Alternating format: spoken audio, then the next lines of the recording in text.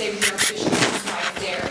And when I got off the plane and entered their home and greeted them, I turned to their adult son and I said, I want you to know that I've been reading your history, and I come ready to talk about that with you and to understand better your country.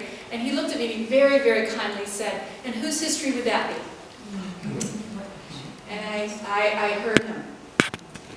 He said, if you want the history of my country, you need to sit with my father and hear the stories of my grandfather. Anything that you're hearing, anything you've read, has undoubtedly been written by Anglos. And it comes, history is told from a certain perspective by a group of people at a given time. And that's so, so important to remember. And particularly in relation, I find, to Congo, which is just a complicated place. It has many, many layers. Okay? And so as you start to peel them away and look at where they are today, it's essential to have some of that deeper understanding. One of the earliest known mathematical objects we have, archaeologists will tell you, it's about 18,000 years old, is found in Congo. And it was developed by the people there who had a very, very comprehensive society. So it's a very sophisticated place. They were discovered by the Portuguese slavers, and the slave trade was incredibly destructive to Congo. Coming in from this side and here, the mouth of the Congo River, there was a tremendous slave market. And I also work in Haiti, and their museum just recently reopened, from the earthquake, and I was down there, and the curator of the museum said to me, he said, most of the people from Haiti come from Congo. He said, there's very few indigenous cells left in Haiti. And I had no idea. I was just absolutely floored, because Haiti's one of the first places I had started working in mission. But it was incredibly destructive. They estimate that half the population of Congo was enslaved, was taken. They decimated the country. So you can imagine what that did to their societal structures and to their institutional knowledge.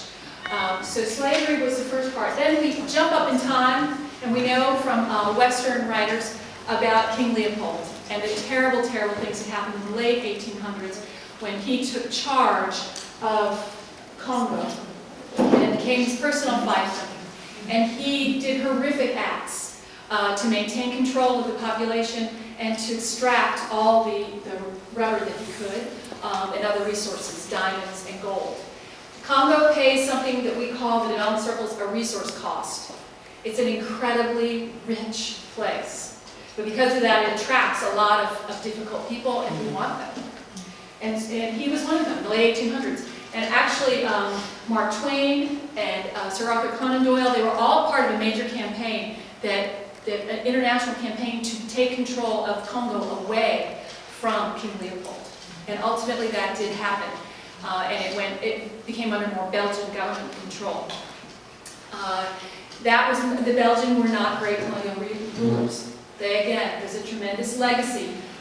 Colonialism in itself leaves a horrible legacy in our world today. People, if you were allowed to be a soldier, you were never allowed to rise into the ranks of the officer corps. There was no middle class. There was no advanced education offered.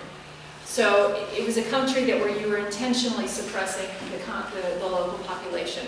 And that is a context that matters today. It matters politically, all right? It's the second largest country in Africa, the largest in sub-Saharan. It is the size of Western Europe. So it's a massive, massive, massive space. It is bordered by 9 other countries. Okay? That makes it an incredibly significant geopolitical player. All these other countries touch. And even across the lake here in Burundi, the influences of Congo are very much felt. And in fact, if you talk to the local population, they said if it were to be divided today, Congo, Rwanda, and Burundi would be one country. They would be united because their cultures are very similar in a lot of ways. Okay. In the 1960s, Congo was given its independence. The Belgian left, and left behind a country very poorly prepared to run itself. Patrice Lumumba was elected as the first prime minister and popularly elected. There are many thoughts about his assassination. It was a time of the Cold War. There was a lot of interest in keeping a country like Congo in hands that would keep it secure from communism. So again, the West came in, and there was strong influences there, and the suggestion that he was assassinated by forces of the West. There's a wonderful film out about him. A lot of good work being done on Patrice Lumumba, but it walked the country into that next stage. Mobutu Sese Seko took over. He was an army general at the time when Lumumba was assassinated, and he ran the country into the late 1990s.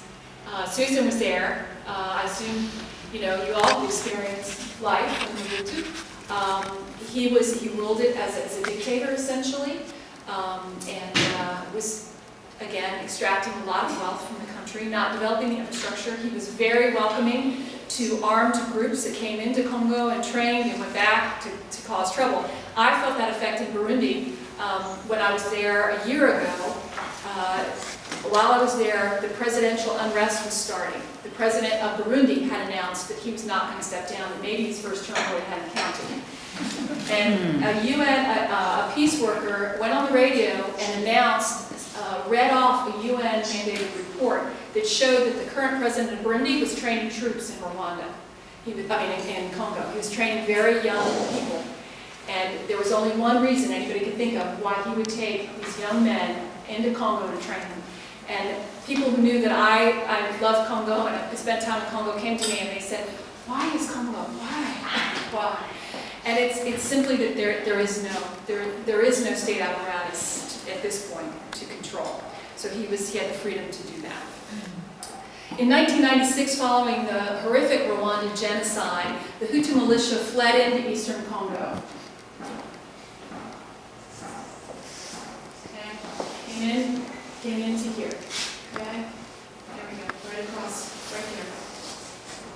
Okay. The legacy of that is tremendous to this day. We continue to have militia groups that surge through this area. The Congolese call them the negative forces, because they don't really know who they are, but they very much feel they're at war with Rwanda. Almost anybody we talk to in Congo would say, Rwanda's right there, we're going across the lake. That's how much danger we're in, because they still very much feel threatened by that. So in '96, when all of these folks fled we had 400,000 to 600,000 refugees pushed into Congo, into this area. So you can imagine the incredible destabilization of that, and how that must have felt. Susan, you came back just before that, didn't you? A month before. A month before. Oh my goodness. So Mobutu at that point, he had no interest in separating the fighters from the victims from the perpetrators. They were all in a giant mix in these camps.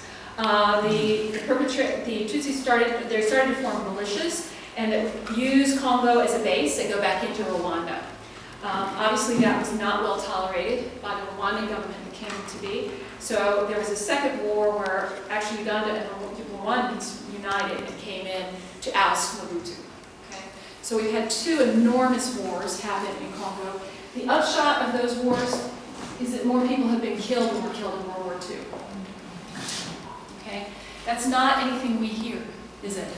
We don't hear that. And that's part of the frustration of this group. It's part of us wanting to raise that conversation and say, why is nothing being done to help address the tremendous loss of life? Okay? Does anybody have anything you'd like to add? You know so much more than I do about this history. Yeah? Okay. In 2001, MONUSCO arrived, the UN peacekeeping. Did you want to add something? Yeah. Well, just finish it. Okay. In 2001, the peacekeeping forces arrived, right? And there was an agreement negotiated between the government and the rebel groups, all right? A constitution was hammered out. By this time, Mobutu was gone. Laurent Kabila had come in, and He had been assassinated, and his son Joseph Kabila has taken over in 2006. He is supposed to step down this fall. So this is a big year for Congo. There's a large youth movement to try and make sure that he stays true to the terms of the Constitution. Okay? Then in 2012, the M23 moved into the city of Goma again. M23 is one of those militias, and it came in and overran the city. When that happened, the UN was given a really unique mandate to form the first fighting force. UN peacekeepers are literally supposed to stay between the perpetrators and the victims. They're not supposed to get involved in firing or in any other way in terms of the fighting. This was a really unique force, and they were given that mandate to move through the area and to kill anyone they needed to suppress this. And in 2013, M23 declared an end to their insurgency. Okay. When we were in Goma, we said to them, we were out visiting schools, and we said, so what is your school year like? You know, ours is September to June. What is yours like? And they said, ours is the M23. When the M23 lets school be open, it's open. And when they won't, it won't. And they're fighting in the streets when everybody stays home from school. So it's very much a fact of life.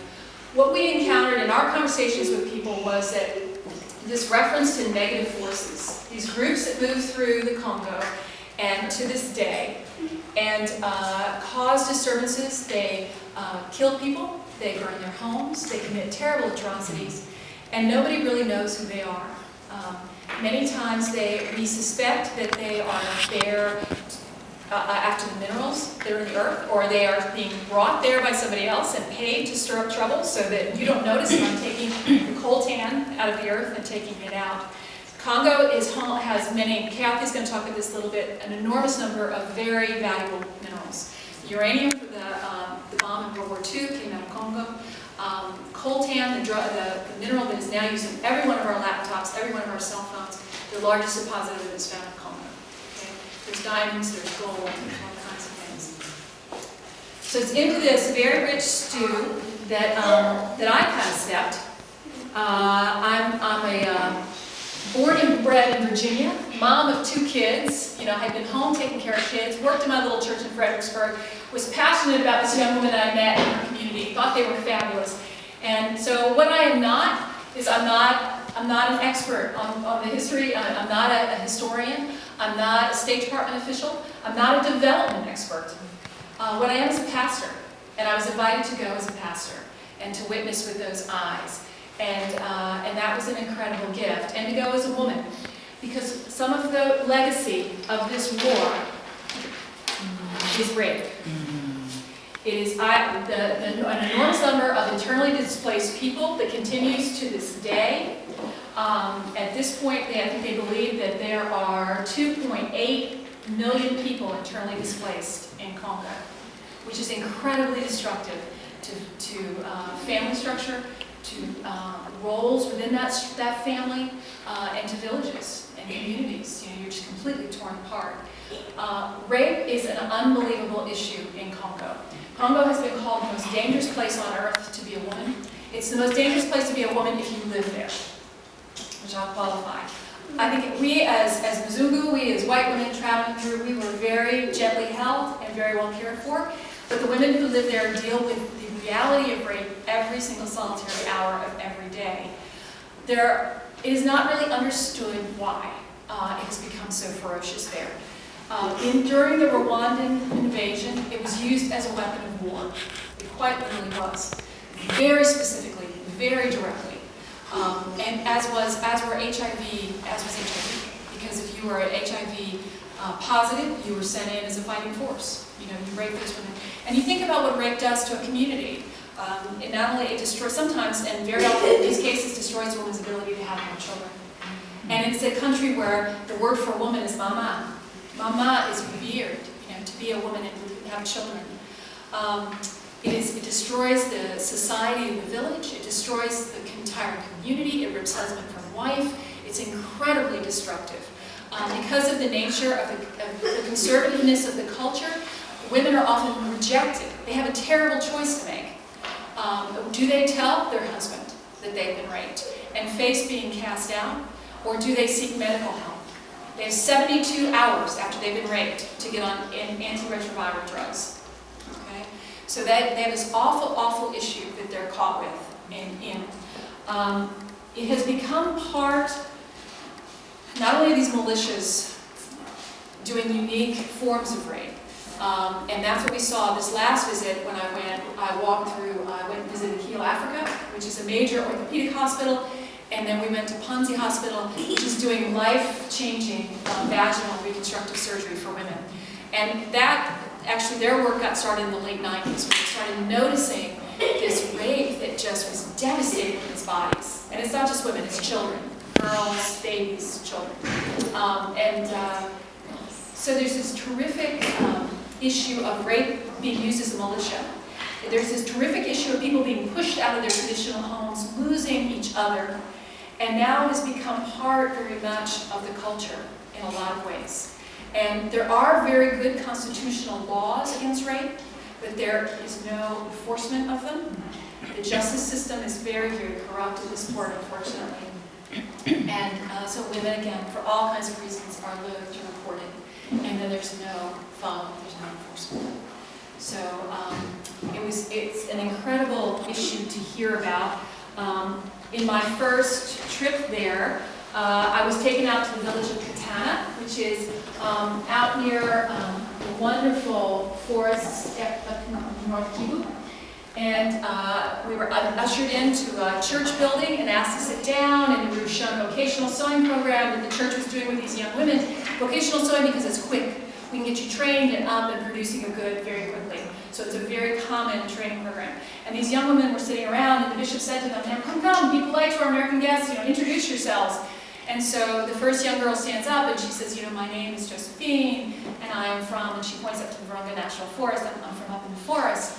And one day, the negative forces came through, and they did horrific things, which I won't mention with our young ears here, did horrific things to my parents. They took my brothers and sisters and myself and forced us to carry their guns and be their slaves. This is my daughter, it's on her back. I am 12, and she sat down. I had 20 of those to go through. Okay? I'm a white, Anglo-Saxon, middle-class, privileged woman from Virginia. And I stood up and I said, "I'm Carey," and I started to cry. And I really couldn't speak. My mother's heart was broken. And the men stood up. They were a little more controlled. They stood up and they said, "We're from Virginia," and did the whole thing. And so many women, when I came back, said to me, "That's just what those girls needed. They needed a mother's tears at that moment." And I learned from that is not what they needed. The beautiful, strong Congolese women taught me what they needed was for me to say, "I am stronger from witnessing what you are doing for your child. I am stronger for seeing you put your life back together. I'm uplifted to watch you learn to do math, learn to read, learn to sew, and try to have a better life because you're doing this."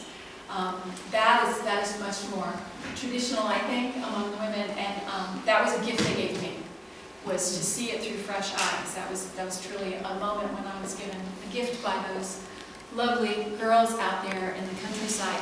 What was incredible was that center was started by the Anglican Church, okay? And it is staffed by the Anglican Church. Some of those machines are bought by your money that you send over to them. The school there educates many, many children, and often many of the teachers went through that school are kids who grew up and are now back teaching in that school. All of that is happening not because some NGO has put it together, not because the state has put it together. All of that is happening because the Anglican Church is there. And it's the Anglican Church of Congo. It's run by Congolese people who know the needs of people, who are intimately involved. This is where they live, okay? So one of the things we find is out in these villages, there is no Médecins Sans Frontières. Doctors with Borders are in some of the places we went to, or hundreds of places with the Anglican churches. And that's because it's too dangerous, because they can't control security well enough yet. So but the church is there, and that's why the work that we're doing through the church is such a profound thing. And we are so uplifted and so honored to be partnered with them in this work. So Susan asked me today, she said, "Well, would you help talk a little bit about why does this matter to us as church people? Why does this matter to us back here in Virginia?" And of course, the first place we go is because all lives matter. All lives matter. Your cards, your stories, those are your stories. Your life matters. Your stories matter. Okay? That's the first and always truest reason. We are all made in God's image, and we are all called to work with God to heal and reconcile this world. Okay? No matter how this violence came about to being, it is our call to stand together as people of God. There is some work that I do with youth. I take teenagers now. That's a big part of what I do. Is we spend about 6 months learning about the lives of women and girls around the world, the challenges they deal with, our call as people of faith, and then we go to the United Nations Commission on the Status of Women. And they get to see 450 groups that are working to make a difference in the world. And they get to hear from girls from Congo and from other places talk about their experiences. So one of the things we look at, and I look at with those teenagers, is some work done by Martin Buber, who's a Jewish scholar and philosopher. And he reaches into what he calls an I vow relationship. And that is what God wants with us, is this I vow. It is we are to each other. It's